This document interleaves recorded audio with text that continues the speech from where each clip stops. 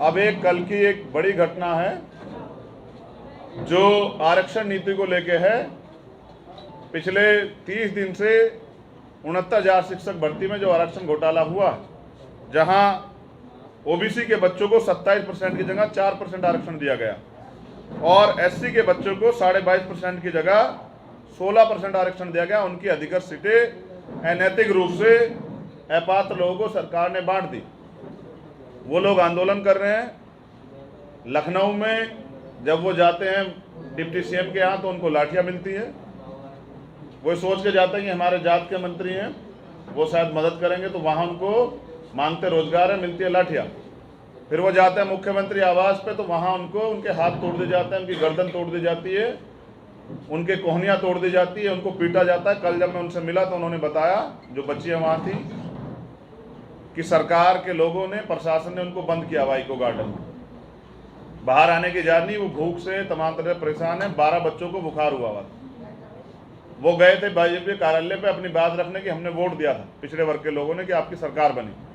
तो वहाँ उस कार्यालय पे जिस तरह से जातिगत टिप्पणियाँ कही गई कि ये पिछड़े और दलित वर्ग के लोगों को सरकारी नौकरी में आने का कोई अधिकार नहीं, इनको अपने पुश्तैनी काम करने चाहिए, ये बड़ा दुर्भाग्यपूर्ण है। एक पार्टी कार्यालय से ऐसी बातें होना, यानी कि उनके अंदर दलित पिछड़ों के प्रति कितनी जो है दूषित मानसिकता, ये भी जो है इसका प्रमाण। और जिस तरह से वहाँ बच्चों के कपड़े फाड़े गए, उनको पीटा गया, ये शिक्षक समाज का दर्पण होता है। ये शिक्षक जो है इसका जवाब हिसाब किताब करेंगे। उस आंदोलन को ताकत देने के लिए जब मैं उनके बीच पहुंचा, उनका समर्थन किया, तो ये भी जानकारी हुई कि गोमती नदी में एक बच्चे ने छलांग लगा दी। यानी कि अब बच्चे अपने अधिकार प्राप्त करने के लिए, लड़ने के लिए जान देने को तैयार हो गए। सरकार को सोचना चाहिए। लेकिन कल मुख्यमंत्री जी ने पहले तो अपने ट्विटर हैंडलों से सफाई दिलवाई कि हमने इस भर्ती में घोटाला नहीं किया है। अगर घोटाला नहीं किया तो लिस्ट जारी करा दो। जो बच्चे आपने भर्ती किए 27% पिछड़े वर्ग के लोग के, 22.5% दलित वर्ग के लोग के, तो उनके जो है लिस्ट जारी करवा दो। सब दूध का दूध, पानी का पानी हो जाएगा। लेकिन कहते हैं ना, चोर की दाढ़ी में तिनका। तो पहले उन्होंने सफाई दी। जब सफाई से काम नहीं चला और उनको पता है चंद्रशेखर यहाँ, तो कल फिर उन्होंने एक ट्वीट किया, जिस ट्वीट में उन्होंने कहा कि मेरी अपील है छात्रों से कि वो किसी के बहकावे में ना आए। तो अपील पे तो मैं कहना चाहता हूं कि जो लोग पढ़े लिखे कंपटीशन करके तैयार होकर आए हैं, वो किसी के बहकावे में नहीं आते। वो अगर यहाँ बैठे हैं बहकावे में नहीं, अपने अधिकार को लेने के लिए बैठे हैं। आप उनके अधिकार दे तो चले जाएंगे। दूसरा, पहले एक भर्ती में ऐसा ही घोटाला हुआ था, तो वो जब भर्ती वाले लोग आए थे, मुख्यमंत्री के परिवार के, उनके चहेते लोग, तो उनको मिठाई खिला के उनको भेजा था। लेकिन जब दलित पिछड़े वर्ग के लोग गए हैं अपने अधिकार मांगने, तो उनको लाठियां दी।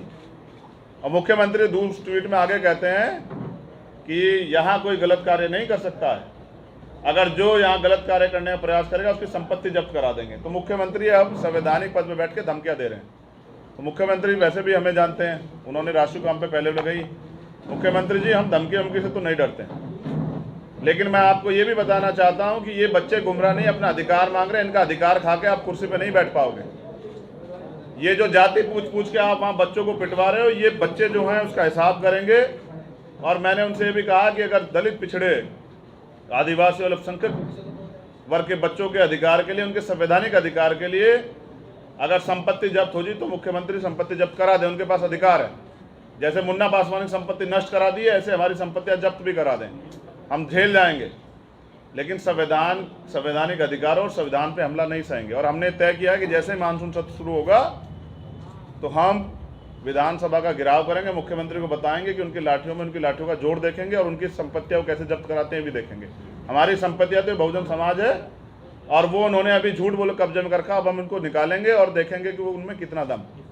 लेकिन ये धमकी नहीं देनी चाहिए। आज वो मुख्यमंत्री हैं, शायद 6 महीने 8 महीने बाद नहीं रहेंगे, तो फिर कहाँ जाएंगे? ऐसा नहीं करना चाहिए। मुख्यमंत्री एक अच्छे पद पे बैठे हैं, ऐसी भाषा का प्रयोग उनको शोभा नहीं देता। और प्रधानमंत्री जी ने तो कल उससे भी बड़े आगे निकल गए। प्रधानमंत्री जी, मुझे मौका मिला तो मैं यहाँ रख देता हूँ कि आपको दुनिया सुनती है। वो कहते हैं कि ऑक्सीजन कमी से किसी की जान नहीं गई। मैं समझता हूँ कि प्रधानमंत्री तो झूठ नहीं बोलेंगे।